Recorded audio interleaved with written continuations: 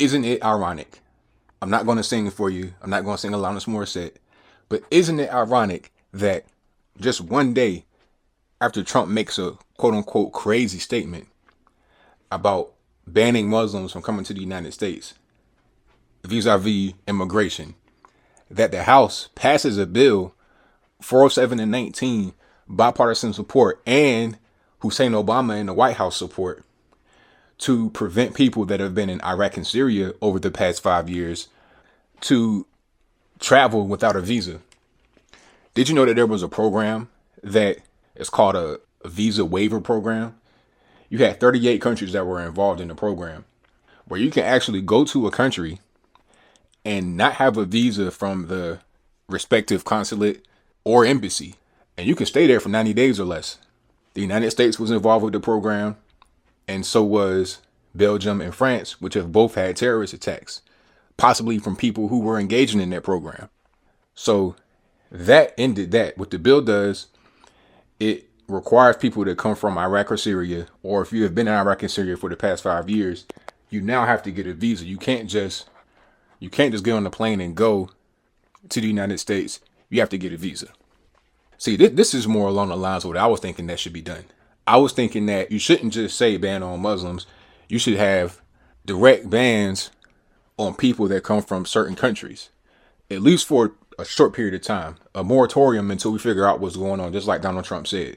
It's ironic that just one day, I mean, is it me, or is that a definition of irony? Do you think that what he said had any impact on the vote? Was it a coincidence that he has that one day before they actually voted on that and it has bipartisan support and from the man upstairs in the White House? It's interesting.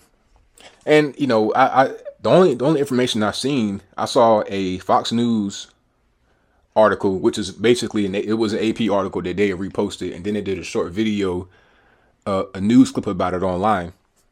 And it was from DNC official David Mercer and former deputy assistant to George W. Bush, Bradley Blakeman. Now, David Mercer, of course, being a Democrat, he was saying that people shouldn't be denied access to the United States from the original program, which didn't require them to get a visa for 90 days.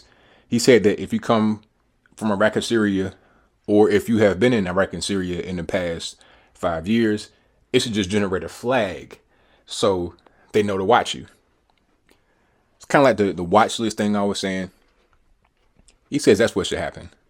Now, the Republican guy, Mr. Bradley Blakeman, he was saying, hey, the bill doesn't go far enough, which is what I was saying, that you should include countries like Pakistan, Iran, Iraq, Yemen, countries that are known terrorist hubs, right? And it's just common sense. It should be done in the name of safety of the United States. And it passed 407 and 19, bipartisan support.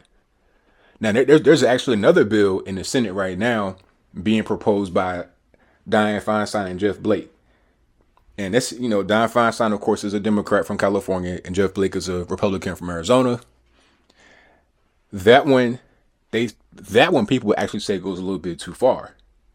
And that might be more of a pork bill to, you know, get some kickback on it, because what it has in it, it has biometric stuff, you know, stuff that is just too costly and too invasive. Now, there's also a Syrian refugee bill to reform that whole process, but that hasn't really gone anywhere because people aren't, it might have some pork in it as well. But what if Trump says something about Syrian refugees? I bet you that bill gets revived and fixed and passed right away, doesn't it? Because they're talking about this bill getting fast tracked through the Senate and on Mr. Obama's desk before the end of the year, so they can go ahead and put it into the must spend pile and get it done right away.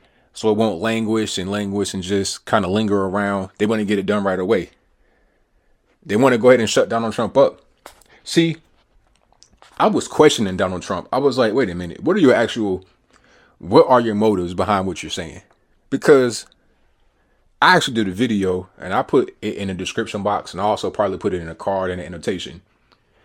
But I did a video about restricting Syrian refugees and also immigration from Islamic countries, because many people They come from these countries, and the refugees can have terrorists inserted in them, and also people that are fundamentalists and want to change the way you live.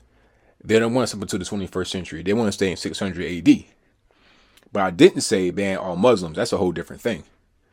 And I was questioning them. I was like, wait a minute. Are we getting Hillary Clinton's friend, Donald Trump? Or are we getting the Trump that's actually going to be a leader of the people? But then as I thought about it, it kind of made more sense that he's doing what he's doing. He's doing what he's doing to get a reaction, to get things done. And he's been saying that from the beginning. He's like, look, I hang up with the Clintons. I give money to these people. I give money to these people. I give money where it'll make the most sense, where it'll be effective, where he can get things done. And he's been doing that a lot lately. I saw this gem online, this little gem of a comment in the YouTube section. I was reading Stefan Molyneux's comment section on this video about Donald Trump's remarks. And, I'm a big Stefan Molyneux fan. A lot of my content is inspired, not stolen, obviously, but a lot of my content, a lot of what I do is inspired by guys like him. So, of course, I watch his videos. And I see this gem, and I'll put it right here in the video. And it basically says it. It's like, look at what he was doing. Donald Trump says all these things, and look what happens.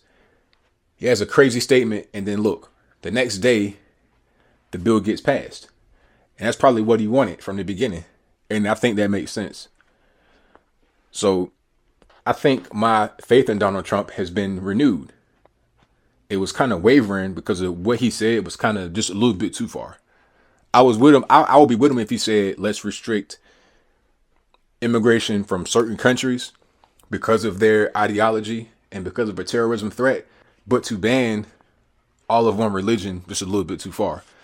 But I see the game he's playing, and it's to get things done for the American people. Or at least I hope so. That's all I got to say for this video. If you like what you heard, please rate, comment, share, subscribe. Peace.